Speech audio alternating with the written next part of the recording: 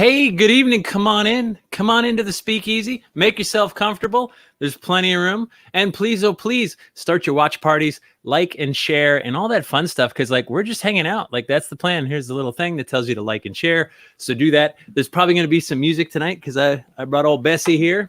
So you never know what's going to come out. Can't promise it'll be good or bad or anything really. No idea. Remember those kid shows when you were real young? That, my mom used to just park me in front of the TV to have it babysit me for a little bit.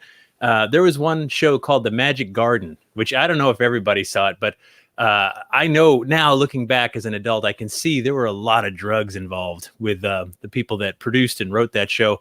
But anyway, it was one of those catchy songs and they'd have the guitar and you knew, and it was just magical. So, hey, couple shameless plugs to get out of the way if we could do that. My story tour is just rocking and rolling now. I've got stuff going on almost every single night of October, which means the speakeasy is going to kind of be slowing down. It's not going to go away because, as you know, we don't stick to any hardcore schedule. So that's what's coming up. Check me out. Those are all free, by the way. Although the Library Journal Day of Dialogue, I think you got to be a librarian. But if you want to crash it, I'm not going to stop you. It wouldn't bother me none. So anyway, that's coming up. But all these programs, the New England Legends programs change every single night. So if you see one, the next night won't have any repeated stories because that's just how I roll. And pretty soon we're going to be like every single night. So how you guys doing? It's getting, getting kind of bitter out there on internet land. I don't know if you, you probably, because you're on Facebook right now and you're on YouTube and you're seeing some of the stuff. And I'm like, man, if ever we needed a drink, it would be tonight. And tonight, I'm drinking Sam Adams Oktoberfest just to get me through this evening because, goodness gracious, I would really like everybody to kind of take a deep breath. You know what I'm saying? It's getting a little bitter out there. But here in the speakeasy, as you know, this is the last bastion of truth. This is the only place we can find truth. The bar. Because once we get the truth serum in us, then it finally comes out. Can't trust the news, can't trust politicians, but you can trust your bartender. That's what I'm telling you anyway. So we're going to hang out. We're going to play some music. And I think we should sort of get to it. Check in, please. Tell us what you're drinking, where you're from tonight. And let's just bring in tonight's drinking buddy, Micah Hanks. There he is. Whoa. How do you feel about uncomfortable silence? You're muted. There. See, it's funny because as I was muted, I said that I was saying, oh, you're never going to have uncomfortable silence with me, and then you actually had it. The irony just never ceases, right? It doesn't. Cheers. Cheers. Now cheers. Cheers. Here's to yes. you. Brother. Bam. There it is. Bam. Thank you. Oh, gosh. That's so good. And I haven't had a single drink the entire time that this pandemic has been underway. So if you don't mind, I'll have one more. Are you kidding? Yeah, I am actually. Yeah, I was going to say, that's my 5,000th beer. Like, probably this week. So we were just talking about pumpkin beers. Joy brings it up. How's that one? It's delicious. I'm a big fan of it. And greetings Micah. Very nice of you to say hi. So pumpkin beers. We were just talking about this. You have a new favorite, or you have one you like? Well, I do have one I like. You know, it's funny. This was recommended to me. It's I can say it's a local brew, Jeff, because I live in Asheville. And I was asking you before everybody started filtering into the speakeasy. I was lingering over in the corner. I said, have you been here to Asheville? Because it's also known as Beer City. We've got, Sierra Nevada came down here a few years ago, New Belgium. And so New Belgium produces a atomic pumpkin. Let me tell you about this real quickly. Okay. This is the craziest beer, even for a pumpkin beer, because it's brewed with spices and actual pumpkin, but they also put a touch of like habanero in there. So it's got that spicy. Yeah. What? So it's interesting, but, it was brought to my attention by my pal Brett Tingley, who's a writer for the War Zone. He does all the Navy UFO patent stuff. You've probably seen all that. And he's like, dude, you got to have one of these. And I did. And then I went and bought another 6-pack. Yes. No. So I was telling you before, so like I should like pumpkin beer by all accounts. I'm a fall guy. I love pumpkin pie. I love pumpkin, lots of things. However, the pumpkin beer kind of misses me, but I'm a fan of the Oktoberfests. And Sandra says, Asheville, no, I missed it. See these things. I got to do everything. I don't know. Like Mike, this is like the guy in the band that's got like the cymbals on his feet and the drum and the horn. That's me. That's what you we look do. Like that. Yeah. And by the way, bow ties are extremely cool. They are. And I'm bringing back these things too. These, arm garters because that's how we roll in the speakeasy until we can get out there and do things legally. Exactly. So we'll do them legally in the meantime, ladies and gents. Everybody at home, I want you to know that. That's totally right. We don't have to wear masks in the speakeasy because we're safely distant, I should point out, not because we're being stupid. But anyway, how have you been with like the whole, when the world shut down? Were you like, I'm going to go, you know what? I'm going to write that great American novel. What was your first thought when you faced this long bleak of who knows? Yeah, this won't be the first time, I'm sure, that you'll read my mind because, yes, I mean, it wasn't a great American novel, but I mean, that's what so many, researchers, I think, like us and, people who normally would be traveling and would be studying, you and I have a lot of things in common, not just like our interest, I think, there's more esoteric side of things, but also, legends, history, all of that sort of stuff, and so I live for being out there on the road, visiting archaeological sites, doing anthropological work, doing research, historical research and stuff. And so when you're all of a sudden kind of told for the benefit of humankind, you need to really stay put. I was spending a lot of time in my kitchen, and very much like the speakeasy, you know how it is. You suddenly revamp your bar and then you see how nice it looks and you think, I'm going to fix the whole house up. So I did, and it just turns into this like project. And then when that's all done and you have this wonderful new living space, it's like, what next? Okay, time to write. So, here we go. Because idle hands do the devil's work.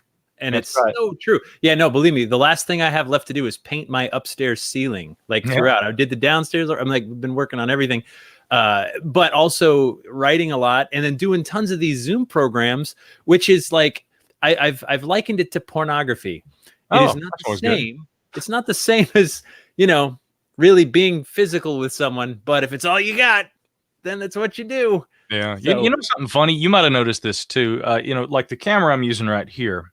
I've had this thing for years. Actually, my buddy Jim Harold actually sent this to me years ago. Jim Harold. He's been in the speakeasy. Yep. Old Jim, love that guy. He and I have, we've been pals, and he's been just a friend to everybody, in this community. Oh, yeah. And so he sent me this camera when we started doing, kind of video stuff years ago. And then I gave it to my dad when COVID hit, because my dad is actually an Episcopal priest, and he is really at retirement age, but they keep renewing it because he keeps on doing it. My dad's just like us, you can't tie him down. So he's always going to be doing stuff. And I gave him this camera because there was a chance that he was going to try and start, doing, morning prayer sessions and things like that, remotely. Yeah. Never came to fruition, but my whole idea, Jeff, had been, I'll just get another camera. Did you notice that when this all hit, you try and go online and buy webcams, you ain't going to find one. Dude. So you know what? I feel like I'm giving away a trade secret, but you want to know what I did? Everyone should go do this. My camera right now, which is pretty good, right? Looks all right. So it's my iPhone, and there's an app. It's $8 app that turns your iPhone into a webcam, and it's the best webcam I found. I was buying wires and cameras and all kinds of things, and none of them were as good as just my regular iPhone on selfie mode with that $8 app that just links me up. And so that's what I did. Because we're all on a budget, right? And you're right, you can't get them. Not only that, I was looking at a webcam, and it was like $180, and normally it was $25, literally like $25 webcam at wherever, and then $180. And there's been some gouging going on, as I'm sure you know. Oh yeah, a little bit of that, yeah. Although it was a competition there for a while to see which would be more expensive, the webcams or the toilet paper. Oh my God, I know, right? And so I don't fancy myself a psychic or a seer of the future, but I'm like, everybody's buying 2 years supply of toilet paper. At some point, they're going to feel comfortable, and there's just going to be a glut of toilet paper. There's going to be so much because you're not using as much as you're buying. And I saw this tweet. Somebody put this out. This is really good. It's like this guy.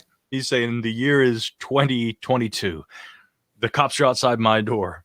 I've got, like a whole closet full of toilet paper, and my gun's drawn. And I don't know. I think it was that kind of morbid humor, the morbid humor of the early stages of we all don't really know where this is all going. And it seemed like it could almost happen, right? The guy who actually is holed up in his house with the toilet paper. Yeah. Maybe not as funny now, now that things have sort of calmed down a little bit. And I'm glad for that. I was about to tell you, in fact, before I came to the speakeasy, I went to an actual brewery for the first time the other night. No, listen, slow down. Tell me about the sights, the smells. I need every sense hit here. So you walk in the door, and is it like hops and barley? Like what do you smell? Well, I didn't smell anything because, of course, I had my mask on. Oh, fair enough. Okay. Yeah.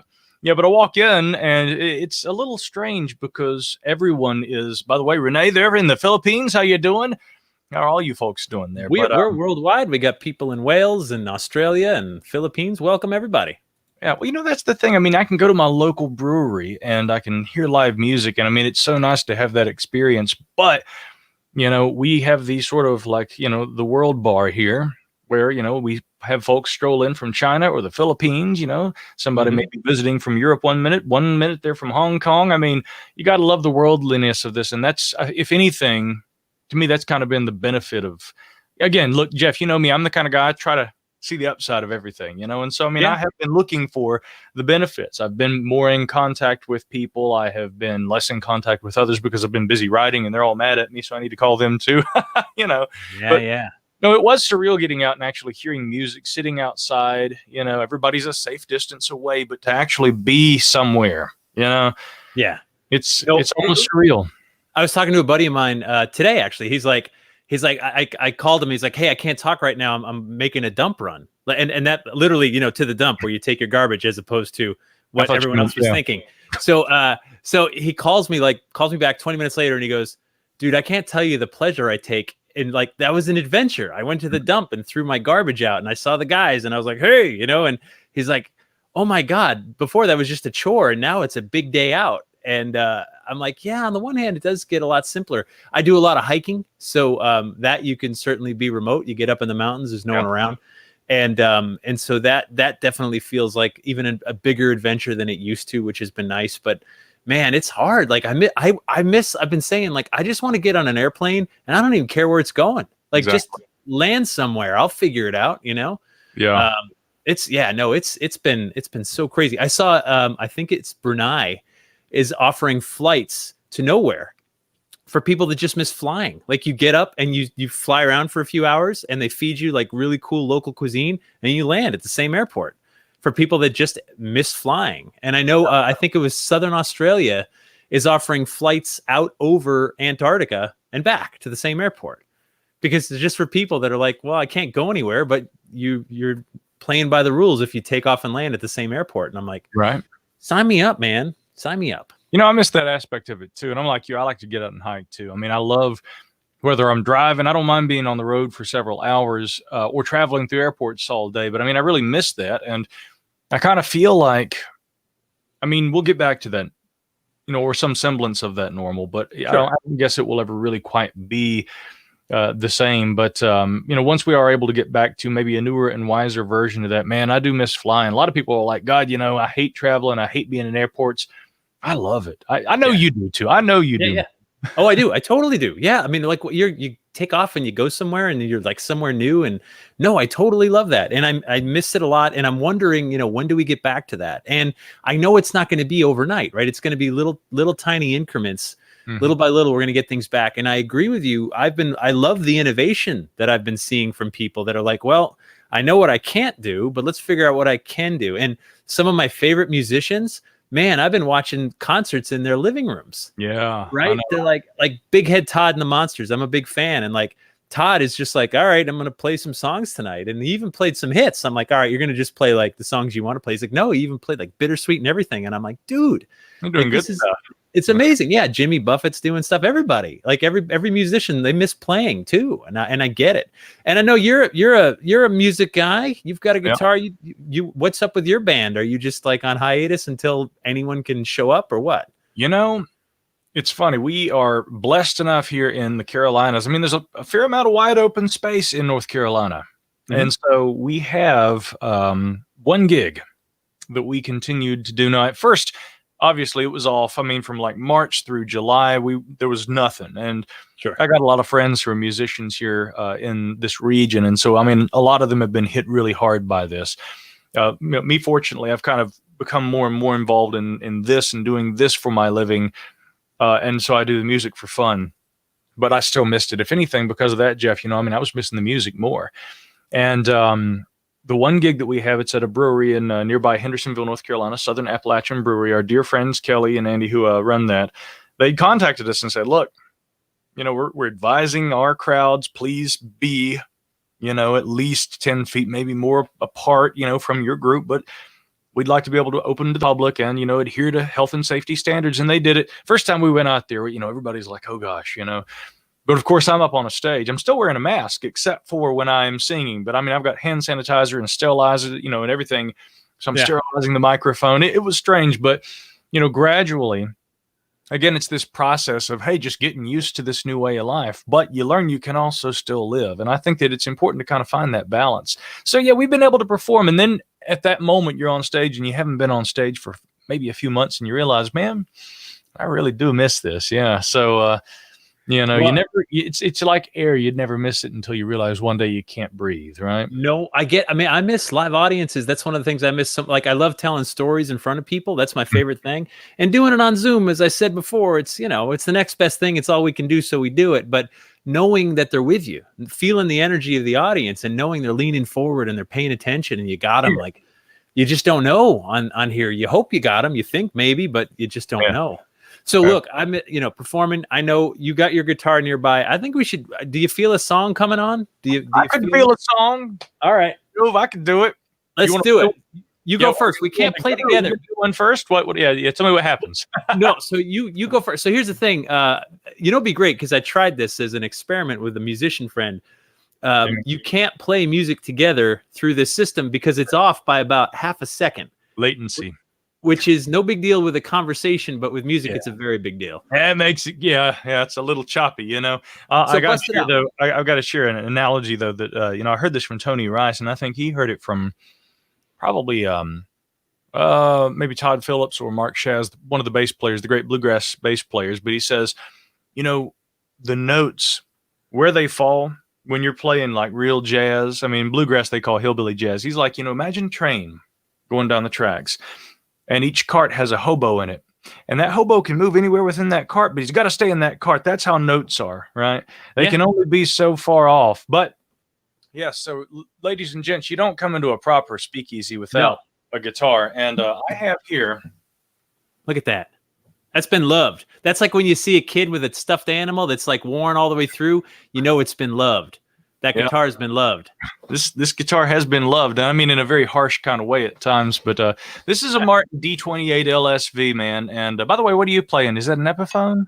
No, this is Ibanez. This is those are good. What I like about it is it sounds good plugged in and unplugged. So it's been with me for, oh my God, probably 25 years now. So yeah, man. It's good stuff. All right, go ahead. What are you gonna do for us? What are you gonna play?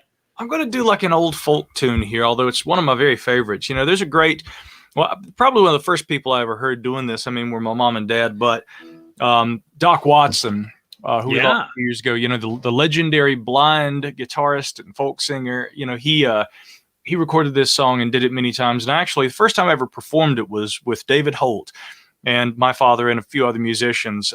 We were probably playing together down at probably Hiatus.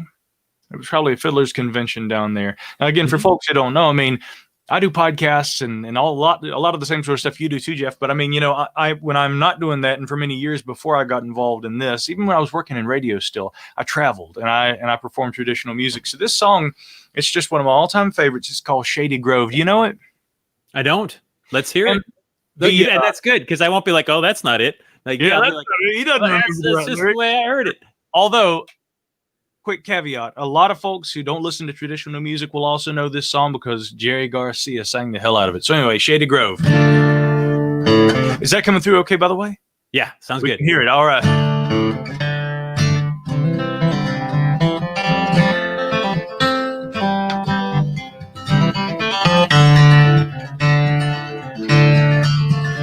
Well, Shady Grove, my little love, Shady Grove, my darling.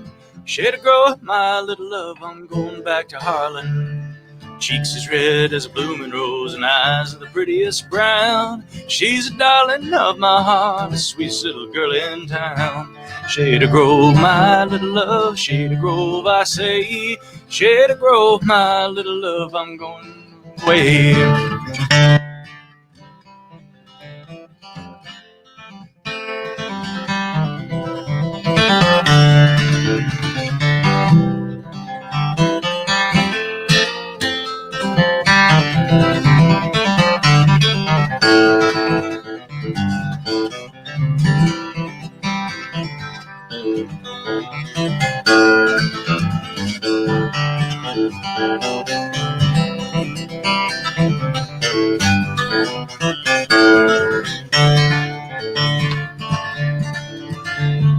Peaches in the summertime and apples in the fall. If I can't have the one I love, I don't want no girl at all. A kiss from my little Shady Grove is sweet as brandy mine, and she can't no girl in this whole world that's prettier than mine. Shady Grove, my little love, Shady Grove, my darling. Shady Grove, my little love, I'm going back to Harlan. Singing Shady Grove, my little love, Shady Grove, I know. Shady Grove, my little love, I'm bound for Shady Grove.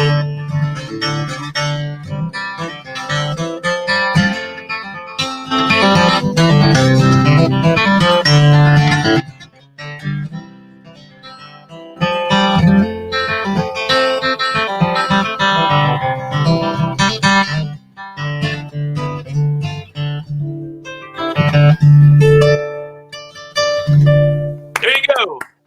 Well done, sir. Well done. Well done. It's a good one. Whoa. Man, I don't think I can follow that. I'm just going to put this away. Yeah, right. Yeah, right. No. Come on. That's good. Good stuff, man. See, you got to perform in a speakeasy. Like, check that one off. Right? Well, Feels good, right? Carnegie Hall, and all of that. But man, practice. Yeah. Yeah, practicing got me right here, sir. So I know it got you all the way to the speakeasy on a live stream for free. This is amazing. Like, dare to dream. That's all I say, right? Dare to dream. Man, I dare. It's funny because coming back to travel for a minute, I was talking to some buddies of mine last night and everything, and we were remembering, fondly getting on planes and going places. And I was like, it's been just cool enough here in the mountains of Appalachia where I am. Yeah. And I recall fondly a few years ago flying down and doing a cruise, and we ended up spending some time, on the mainland and going to Mayan ruins and stuff. And it was like January. We get down there, of course, and on the mainland, it's like 90 degrees, and it was 4 degrees that morning when I left my house. That's what I miss about travel, because, you leave, you've got your scarves and your sweaters, and then you get where you're going, and you're like, man, I'm not going to wear any of that. Yeah. No, I get it. And the food, the culture, the music, the people, like you realize, and the more you travel, and I think one of the problems with our world right now, if I could get on a soapbox for just a minute, if I could preach, I kind of feel like people who don't travel a lot, who aren't exposed to other people and other cultures, it's easy to hate them.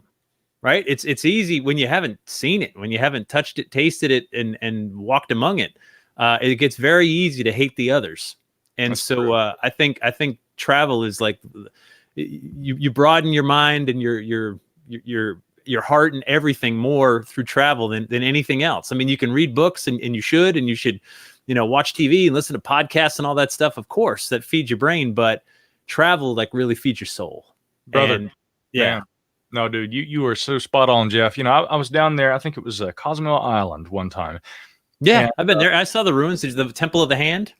Yeah, absolutely. Yeah. San Gervasio, and I went out there and everything, and, the Temple of Ixchel, right? Yep. The moon goddess, right? It contrasts very sharply with the rest of, the Mayan architecture, in the sense that often there's this very kind of, masculine, ritual kind of energy, and there are all the stories, of course, of, the sacrifices and things. You get to the Temple of Ixchel, and you see where they held their weddings, and where there was this reverence and this fertility and this, this softer side of their culture. And, all cultures have that. But we went to the beach after we went to all of the archaeological ruins, crawled around. There was a cenote, a cave. And I was like, can I go down in that cave? They wouldn't let me go down there. They're like, there's a snake. It's called 2 steps, and the reason why you get bitten or the reason why they call it that is you get bitten and you take 2 steps and then you die. So they're like, you can't go in that cave, dude. But so they let me go on the beach instead. And I walked. There's no snake in that cave, right? It's like snipe hunting, right? You're just like, it's like that's just they don't want you hitting your head and suing them. Like, it wasn't even a real cave. Yeah, no, you're right. But, but I'm walking down to the beach though afterward, Jeff. Coming back to your point, and that's the fun part about stories when they actually have a point, But either way, But this young lady was selling, like just beachwear and stuff, and like she had towels and things, and I realized I was like a couple of dollars short. And I was like, look, I'm sorry. I got to go back up here and exchange a few dollars before I go down here to the beach, which is going to be a big mess because I have to go all the way back up there, exchange the money. And she goes, no. She says, I trust you. Now, here I am, dude. She didn't know me from Adam. Yeah. And I'm on this island. She's like, I trust you. She just gives me this, this towel and lets me go down to the beach and then lay on the towel and hang out all afternoon and then come back and then go up there and then exchange the money. And I did. I came back and I paid her and I gave her a tip too. And when I paid her, she did it. Yeah, exactly. But later when I paid her, she gave me a little kiss on the cheek. And I'm telling you, man, it was like the sweetest experience. But again, to your point, you got to go places and you have to have those experiences with people, and you got to live alongside people and have those other experiences with cultures, man. That's what life's really all about. No, I totally agree. What's funny thing though, when you put your trust in someone else, especially a stranger, I found, so for example, I've done this a few times. I've been places where I was selling my books or whatever, my merch, after one of my talks, someone's like, man, I don't have any money. Shoot, I could PayPal you when I get home or whatever. I'm like, you know what? Take the book and PayPal me when you get home. Here's my PayPal address. And they're like, really? I'm like, yep. I've done that 4 or 5 times. No one has ever not paid. And they're strangers, right? It's just the thing is, I think people are so shocked to be trusted that they don't dare violate that. Yeah. You know what I mean? Which is kind of cool. Like, I mean, just like you're like, there's no way I'm going to screw you, girl. Like, of course I'm going to pay you because like you trusted me, and I would be like the biggest heel if I didn't. Exactly. And I think there's like, I don't know, like when you get down to stuff like that, there is some faith in humanity. There's some humanity left. It's just, we have to have the opportunity to express it. And that, I think, is one of the things that we're missing right now, is that chance to sort of express our humanity. We just get into silos and do our thing and just surround ourselves with people who think alike, or virtually surround ourselves, and it gets, I don't know, man, it gets challenging. So all right, we should talk. You're like, it's funny, you're like, well, I also do podcasts because Jeff, we're a half an hour in and you haven't even mentioned the stuff I do yet. No, I know you're not. No, you're right. Forgive me, my goodness. I like talking and stuff. So dude, we're just here talking. Yeah, we're just here talking. But you know what? With that microphone in the shot, people are like, I bet he's a podcaster because that looks expensive. That looks like one of those good ones. This isn't like the little Yeah, look at that. Dang, yeah, come on in. Zoom in on that. Woo, that's sexy. Ladies and gents, have a look. Well, you know what that is, right? That's a Heil PR40. This is the same microphone that Art Bell did many of his legendary. I mean, he didn't use this one, but I mean, it's the same model.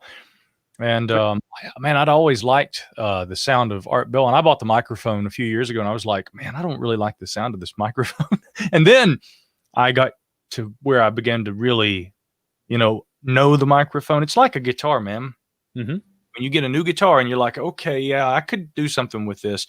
I remember Eric Clapton saying first time he played the instrument that would become Blackie, his number 1 Stratocaster, because it was actually like the neck of one guitar and the body of another one. And right. But he said the first time he played one of those, he'd been playing Les Pauls, Gibson guitars, and he was like, this guitar fights back, but I could do something with this. And man, boy, did he ever. But the rest is history. But again, it's like you got to learn the instrument. The microphone is just the same. So that's what that is, man. And that's the reason I use one.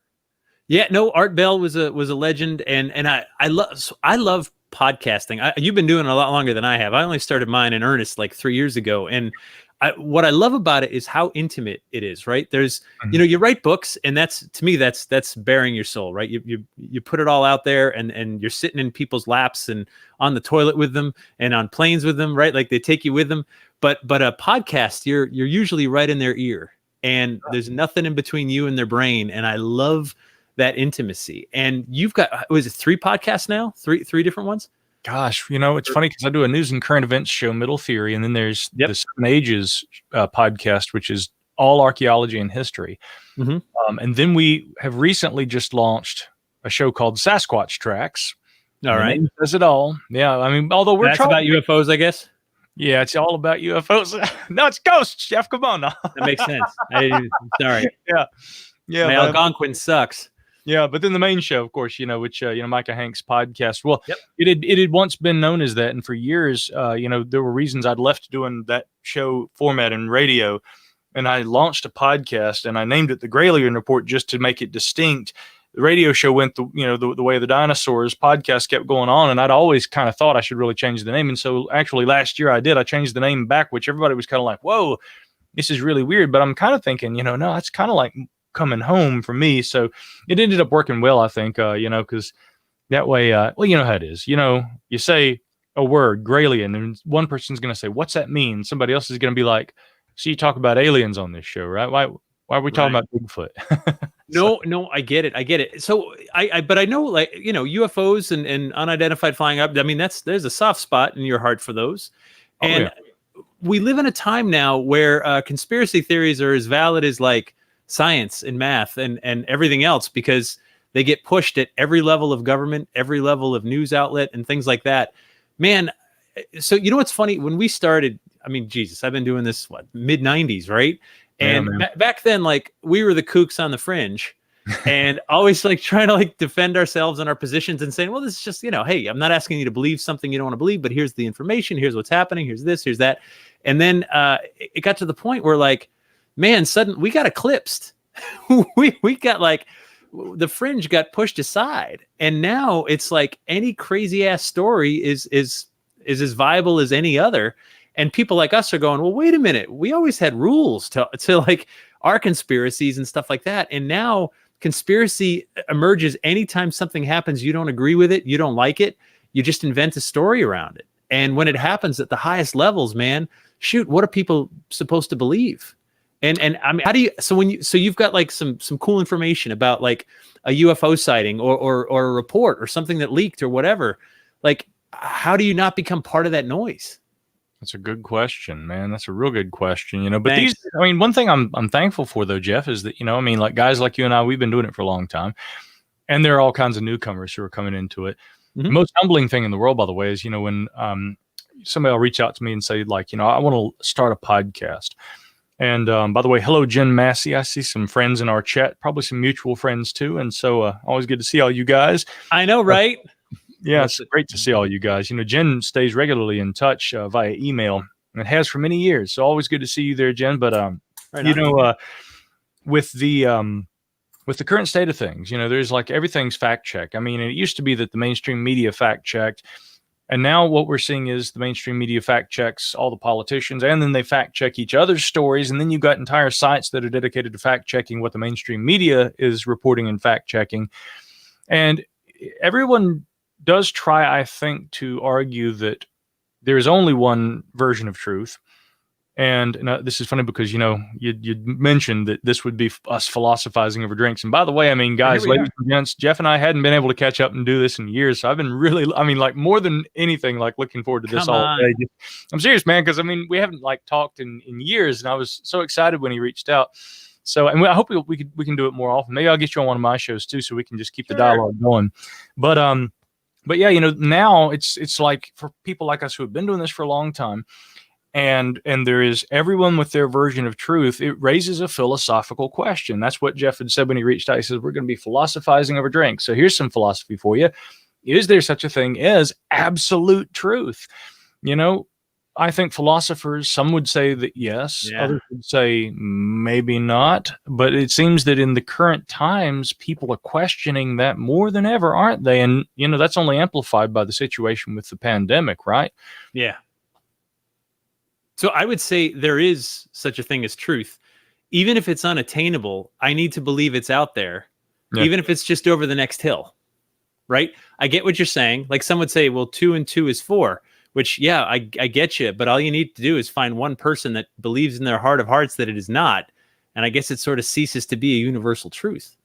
I'll argue it. Yeah. You're just like, oh, but I mean, 99.9999% of us believe it. but you just need one exception, right? And here we are without a universal truth. So I sort of believe that, and maybe that's the writer in me, that it's just like, because and the artist, if you will, right? So great art is truth, right? That great art resonates because it rings true, whether it's a painting or a poem or a song or a book or anything, right? Like it resonates with people as like, yeah, that sits right with me. And so on the one hand, I recognize that also kind of murkies the water, which is a little bit weird, but at the same time, I think we should seek it. I think it's a noble pursuit. And we live in a time now where I feel like there's so much information. People are like, look, it's just too much. So I'm just going to stick to like these 4 or 5 things. And if you challenge me on it, like we're going to fight. Like, that's it. There's no debating it. There's no talking about it. I've made my decision on these things and that's that. And then, but at that point you stop growing. And Jeff, you don't strike me as the kind of guy though, who'd be real offended if somebody says, I believe something completely different. Screw you. Goes to show you don't know me at all. Well, ladies and gentlemen, are out of here. Bye.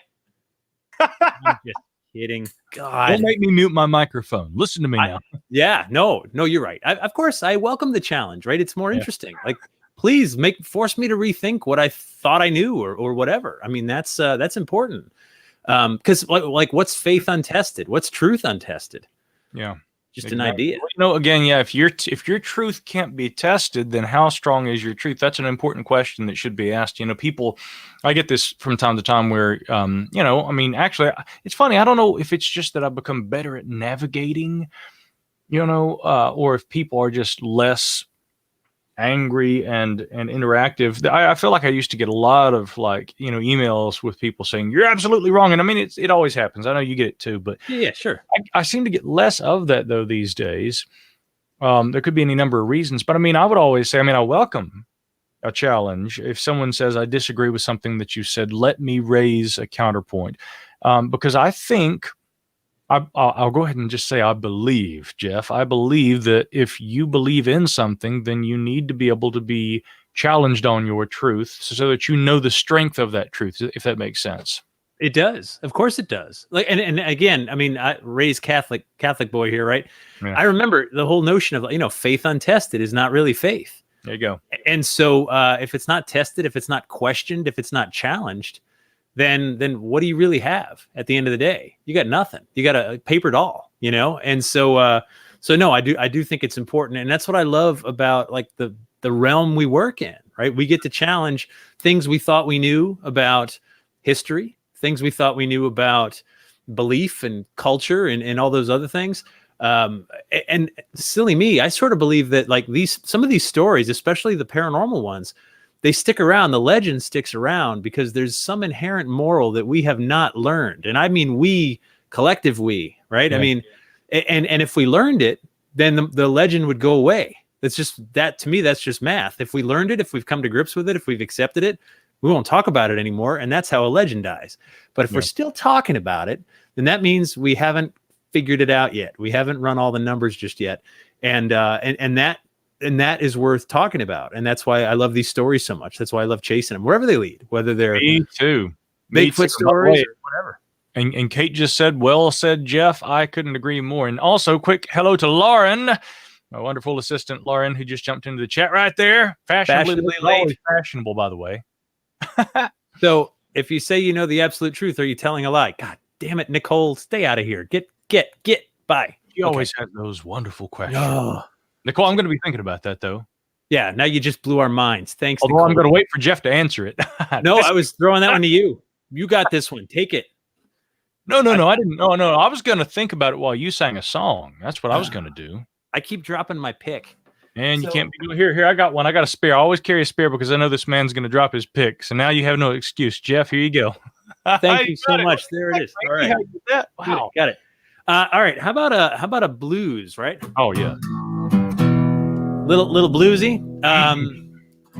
But we're going to make this one up as we go. So why don't you give me a topic, Micah? Gosh. Well, I mean, you know me, it's going to be either UFOs or Sasquatch. So how about I let you pick one of those two? All right. tracking a trail. Those feet look mighty big. Tracking a trail. Maybe it's a pig. Nope, it's bigger than me. And I smell something stinky. I think I found Bigfoot. Give me a line. What rhymes with stinky? That's it. Should have picked UFOs. All right, did you think about it? No, that's good, brother. Thank you so much. I'm here all week because I live here and I can't go anywhere else. Yeah, you know, now that you're doing the blues though, so I gotta throw a quick lick in there, man. You know, I mean, because that's when we're in the same room together, this is gonna happen, you know.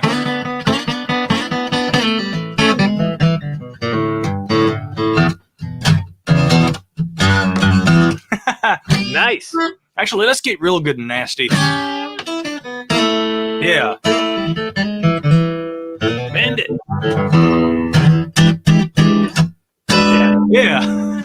I do love the blues. I find when I'm alone and I'm rocking out, it tends to get bluish for me. That's me though. When did you start playing? When did you first pick up the guitar?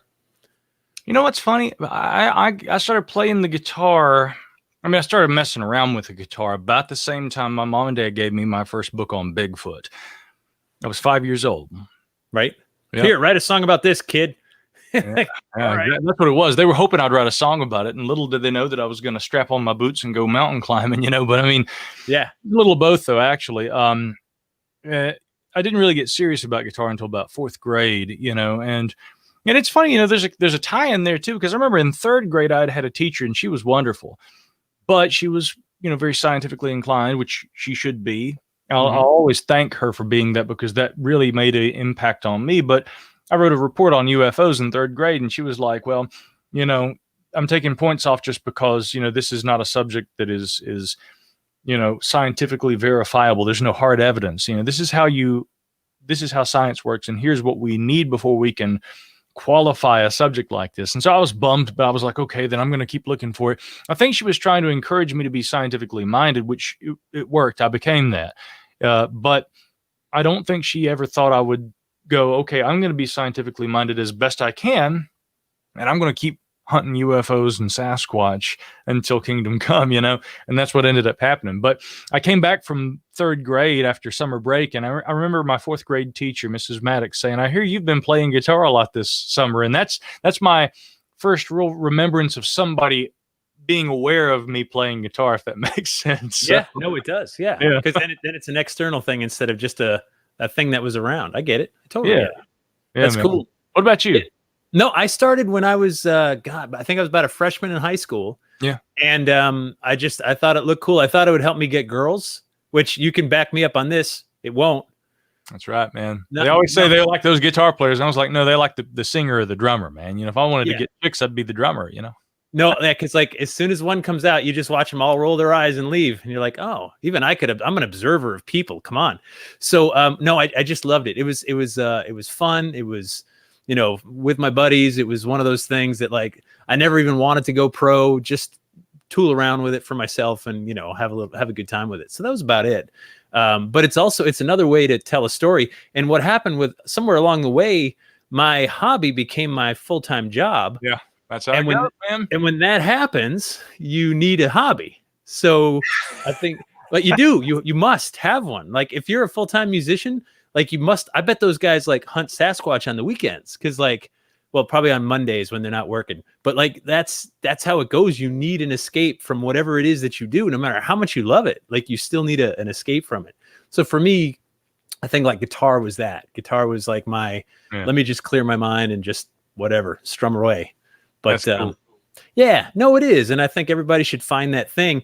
Hopefully you find something you're passionate about, but man, even a pleasant distraction is pretty good too, if you can work that into it. Oh yeah. Well, you know, again, music's a great distraction right now, you know, I mean, but it's funny because I kind of bounce back and forth. I mean, everything I do because I love it.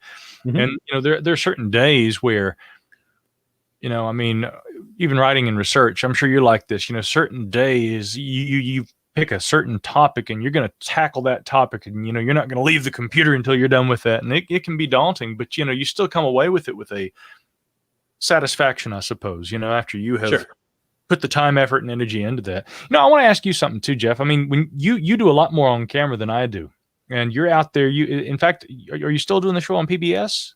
Yeah, it's they're few and far between, because I don't know if you know this about PBS, Micah, but they don't have a lot of money. Ah, yeah, especially right now. I heard that. Yeah. So, but no. So, my question would be though that as much time as you spend out there on the camera, is it similar in the sense that there are certain shoots or topics or things that you do where you're just like, man, I'm gonna have to soldier through this one, You mean like that I'm not that into it? Yeah. No, because I'm also the producer. If I'm not that into it, we're not doing the story. You pick them all. Yeah, I do. So like, no, I mean, if I'm not into it, we're not going. And cool. I'm fortunate because that's my baby. That show is like, I mean, I'm the writer, the host, the producer. Like, there's only 3 of us that really work on it. A few other people help out here and there, but it's just 3 people. And so that's not a big group to collaborate amongst, right? Mm-hmm. It's not like board meetings where you got to answer to a ton of folks. That's why I love it. And it's why also we don't make any money, because it's just us. But who knows, one day. And I'll tell you, so working on Ghost Adventures, which I've done for, 12 years now as the writer and researcher. I still enjoy the research bit of it. I really do. Like when I get in, when they're like, all right, here's where we're going. It's all yours. We're going to leave you alone for a few days. I love it. I love getting into the story. Some resonate more than others. And when they do, man, I don't know about you. If you ever find that where like you find a nugget, it could be the smallest damn nugget, but it's all afternoon. Oh, yeah. You're like, I got to know who said this and when, and where did it come from? And you go diving down the rabbit hole. And after like 5 hours that I could have spent on anything else, I'm like, I found it. This is great. And then you got eye strain, and you've just ordered like 4 obscure books on Amazon and paid way too much for them from third-party sellers because they aren't any longer in print. And yeah, man, it's kind of my whole life, That's how it goes. If you ever get down this way, I tell you what I want to do with you, man. Where our worlds kind of overlap, with ghosts and with UFOs, is I've got to take you to Brown Mountain, where the famous lights are seen down there. I know all about it. I mean, I've never been there, but I've heard the stories for sure. So, did you hear that? It's a bizarre place. I mean, I've only kind of maybe seen something down there like myself. I'm trying to think if there were a couple of times actually. It's just that I'm, me. Okay. So I'm always like trying to think, well, that could be the International Space Station entering Earth's shadow. And in fact, now with satellite apps, it's easy to determine that. But I mean, years ago, back when I was first going down there, I was like, still wet behind the ears. And I mean, I was just like fresh out of high school. I didn't have those satellite tracking apps. And Kate, she says she loves Brown Mountain. So I love it down there too. I mean, even if you get out there and you don't see the so-called lights, which I mean, they don't show up like every night like a lot of people think, you're still going to have a beautiful time down there. But, the verdict's still very much out on what exactly is happening down there. They were ghostly until the UFO era arrives, and in the 50s and 60s, Jeff, people start seeing the lights and they start equating that with UFOs. And craziest thing is there's this guy that used to have a rock shop down there off Highway 181. His name was Ralph Lale. And Ralph claimed not only to have like been in touch with the so-called, aliens, the beings that he attributed the lights to, but he had this mummy. Okay, this is true. He had this mummy in his shop. All right. And in the back of the shop, you could like pay him $1. I never saw it because this was before I came along, back in the like 60s and 70s. But I've talked to people who went up there and saw it. And Tim Beckley was one of them. He actually got up there. And he said you could pay him $1 and go into the back of the shop. And there was a little coffin and glass laid over the coffin and this little mummy laying in there. But now Ralph said that wasn't an alien. He said this was a little man from the mountains. Well, there are a couple of pictures that have turned up online of this little man, and I've seen it. And the fine folks at Sideshow World, a website, which I think is still up, but they reached out to me a few years ago, and they were like, what that really looks like to us is one of the mummies in the catalogs of Mr. Homer Tate. And it turns out back in the 20s and 30s, there was this dude named Homer Tate who he would go out in the desert, and he would like pick through the sand and he would find like little twigs and little bones and things. If there was a carcass that had dried in the sun, he would take some teeth, and some bones, and he would assemble with paper mache and mud and bones and sticks and all kinds of stuff. Oh, wow. These little mummies. And he had a little man from Mars and he had a little Egyptian mummy. He had all these different motifs, But yeah. I'm pretty sure that little mountain man that Ralph Lale had in the back of his shop, it wasn't anything from around here. I think it was one of Homer's mummies. But I mean, Brown Mountain just attracts weird stuff like that, man. But that's so cool, though. So think about this. Think about like why people do that, right? Because we've seen the poster. We all watched X-Files. I want to believe. So if I could all right, remember when the Sasquatch was in the freezer? And we all went nuts. The one in my freezer or the one in yours? Wait. Oh, you mean that one? Oh, the other one, the one that we haven't released yet. So that was all over the internet, right? It exploded. Uh-huh. And I remember being like so excited for almost like 8, maybe 9 solid seconds. And then I was like, oh, wait a minute. If I had like what I thought was a real Sasquatch in a freezer, would I release one like fuzzy picture, or would I get like 100 super high res and like bring some scientists in right away and say, dude, what do you think this is? Right. I'm like, no, that's what I would do. And so, it all sort of fell apart, but so badly. Why do you think it is we need to believe in this stuff? Why do we need to believe that there are aliens, that there are Sasquatch, that there are ghosts? Why do we need them? That's a good question. I mean, I've been thinking a lot about that lately myself, with regard to the topic of Sasquatch. My good pals, Cam and Kyle from the Expanded Perspectives podcast, they had my colleagues, Smokey, Jeff, and I, who do the Sasquatch Tracks podcast together. We went on their show, and that was one of the things that Kyle wanted to talk about was, what makes you believe? And of course I said, I'm not sure I do. And he said, any given day of the week, I'm the same way. Mm-hmm. That I could wake up one day and I'm like, I watched the Patterson-Gimlin film and there's no way that's not a biological organism, and I still maintain that. Many skeptics really feel like they have soundly and completely debunked that film, as just being a hoax. It's a guy in a suit. I am utterly unconvinced by the claims of the skeptics. While I acknowledge he would be out of a job. Right. Good point, really. Yeah, but I mean, no. In truth, here's the thing, though. See, I think a lot of more skeptically inclined people would say, guys like Jeff or Micah, they're only interested in the unexplained because it's spooky or because they could write a book about it. No. I take extreme issue with what I think are very dubious claims made even by skeptics. And the thing is that I'm fundamentally skeptical myself too, Jeff. But when you have a phenomenon as complex as, Sasquatch is purported to be, or, the UAP, UFO kind of situation, and you come across someone like Philip J. Klass, for instance, or anyone else who says that 100% of the time, never failing, I can debunk every case. I can explain every one of these. I'm like, I'm immediately skeptical of your skepticism, Yeah, I don't think there are clear-cut, simple answers to this. And frankly, some of the skeptical conclusions about these topics, they don't impress me because they don't actually, to me, withstand all of the rigor that we apply, that skeptics actually would hold the so-called advocates to with regard to, explanations. Now, I don't profess to have an explanation myself, but I am going to say that if the skeptical conclusion is no better than the claim of the advocate, we still have work to do. And so for me, I kind of prefer to hang in that middle area. But that brings us back to what you were talking about.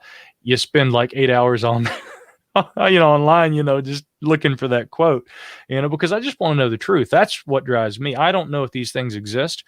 I just want to know the truth. And I want to try and chronicle it as factually and as accurately as I possibly can.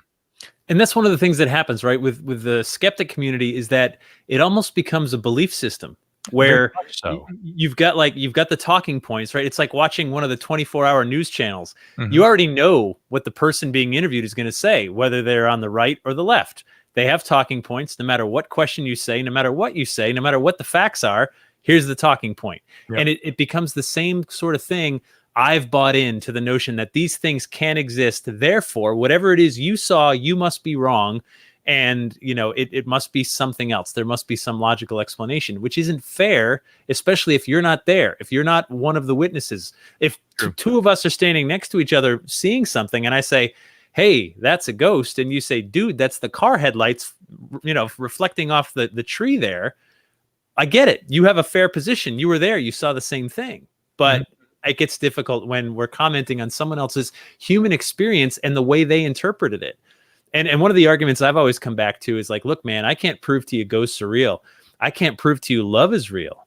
I can't prove to you humor or pain is real either. I can't put it in a jar and say, there it is. Even though I hope you know what all those things are through your own life or whatever, but we can't prove it. And that's maddening. And yet it is a human experience. And I'll grant you, it's not happening every day. It might be a bit on the fringe, but shoot, man, that's where the excitement is. So yeah, I admit it. A lot of the times it's thrill chasing for me. When I start looking into a story that I'm into, like my guts turn, like I feel it in my stomach. I'm like, ooh, like I know what I'm doing today, right? Like, I don't know, how do you know a story you're going to chase? How do you feel it? How do you come to it? What you just said. And in fact, I mean, there are even times where I'm writing, and if I'm trying to get the right kind of sentence together, and all of a sudden the words, I mean, English language is remarkably complex. And you think about, I mean, the problem with trying to chronicle phenomena, we'll just say, just using the universal term, throughout history, taking into consideration the way that, cultural attitudes change, the way that, people's attitudes toward one another change over time, languages. So, I mean, there are so many factors that have to be taken into consideration. And when I get that like moment where all of a sudden a orderly grouping of words comes together in a way that is harmonious enough that it conveys a point, especially about something that we would deem anomalous. For me, there is like this little, it's like you said, like a little feeling, a gut feeling that just, bam, but it's tangible. It is very real. Yeah. And I bet you have probably felt that, you, sir, when you've been out there on the site and whatever it is you're looking for, there is something, man. It's like you just feel this like sixth sense. I know what you mean, man. No, but when you find that thing that you were looking for, right? Like whatever it is, like the payoff, right? So in a story, whenever you're telling a story, whether it's a fictional story or a non-fictional story, like it should have a payoff. There should be, like, if I'm writing something for you to read, I owe it to you to take you somewhere. Right? I owe that to you. Like, we got to, like, stay with me and I will give you something at the end. Like that's your reward for doing this. If I do a good job, I try. That's the challenge. And the writing life is, man, it's lonely. It's isolating. It takes a long time. I don't know. And you said you've been writing now since we've all been locked in. Oh yeah, I have. Yeah, I'm working right now, and Lauren, who's there in our chat, she knows all about this. Oh, and there's Anna too. Good to see Anna in there. But yeah, I've been working on a again, trying to approach the subject of relict hominoids, as that's the term that Dr. Jeffrey Meldrum, the other Jeff, has popularized in recent years. But again, that's just a term, basically kind of a fancy scientific and anthropologically literate term for Sasquatch, its kith and kindred throughout history and around the globe. I've been working on this book, basically compiling information for years, but I mean, with COVID, again, trying to see the upside of things, brother, I went all in and began the writing process. I'm only in chapter 2, and I think I'm more than 20,000 words into this. But now look, here's the caveat. Prologue. Okay. So yeah. So, I mean, I've got a lot to say about it though. And again, the whole focus is historical and anthropological considerations related to that topic, and then I'm going to move on to UFOs and try and do the same thing after that. So yeah, man, but that's the cool thing. We keep ourselves busy, hoping that we'll never run out of stuff to say or never run out of things to write about. Never a dull moment in a speakeasy when we're able to get together and have a drink. Yeah. No, of course, and no, the good news is when you're chasing the unknown, you literally can't run out of things. Like, it's impossible. There's so many stories, and then you start to see how they intersect. I started very much from like the ghost part, and then once you start going down the rabbit hole, man, don't go halfway, right? Go all the way. And then you start saying, well, why should I limit it to ghosts? I mean, one man's ghost is another man's alien, it's another man's Sasquatch, and another woman's dream, whatever. And so, man, throw it all on the table. And I think that's the fun of it. And I love that's what you do with your podcast. You explore this stuff. I mean, that's where we are. We're seekers. We have to. And I think I really do believe that, right? I mean, if you didn't do this, what else would you do? Lose our minds. That's what we would do.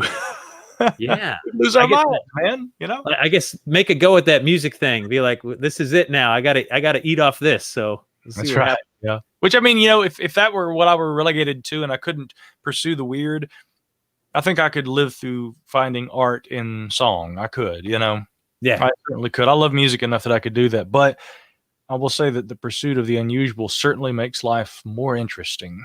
I totally agree, man. If I wasn't doing this, I think I'd be an accountant. Yeah. No. Yeah, I could see that. No, I'd be a bartender. I'd go back to my college roots, and here we are. Yeah. Man, well, look what you have. I have horrible news. I'm out of beer. Oh no! Do you need to go get another, or no? That's how I know the show's over. Oh no! Yeah. Well, you know what? Then if we're gonna follow that tradition, then yeah, I shall join you in our emptiness. Yeah. Yeah. So well done. No, I don't use a timer on this. I just watch the glass, and I'm like, "Whoop, that's empty. Time to go." So that's an old bartending trick right there, sir. Thank you very much for hanging out with me tonight. I appreciate it. Good to see you again. It's been far too long. You reminded me it was 30 odd minutes. If anyone followed me from way back, that was the last time. And good God, we were talking like this then too. Yeah, we were. Yeah. And that was a lot of fun. Although this is a lot more fun because we've really gotten to talk. And listen, I'm going to throw this right back at you. Sometime, I know October's going to be busy for you, but yes, jump on the mic with me. Let's do one on my show because I'd like to keep the conversation going, brother. Let's not fall out of touch. Okay. No, totally. Yeah. Hey, look, my nights are all booked, but my days are usually pretty open. Yeah. So, happy to do it. Of course. I love talking about this stuff. I mean, it's, I do indeed. So it was a pleasure to see you again. Thank you all for joining us in the Speakeasy. You're always welcome here, no matter what you believe or you're into or not into. It's all good. We will do it again. I can't say when because, things are pretty busy now. But check out Micah, check out his podcast, check out his website, follow him on social media and all that fun stuff. And, until next time, take it easy. Bye, y'all.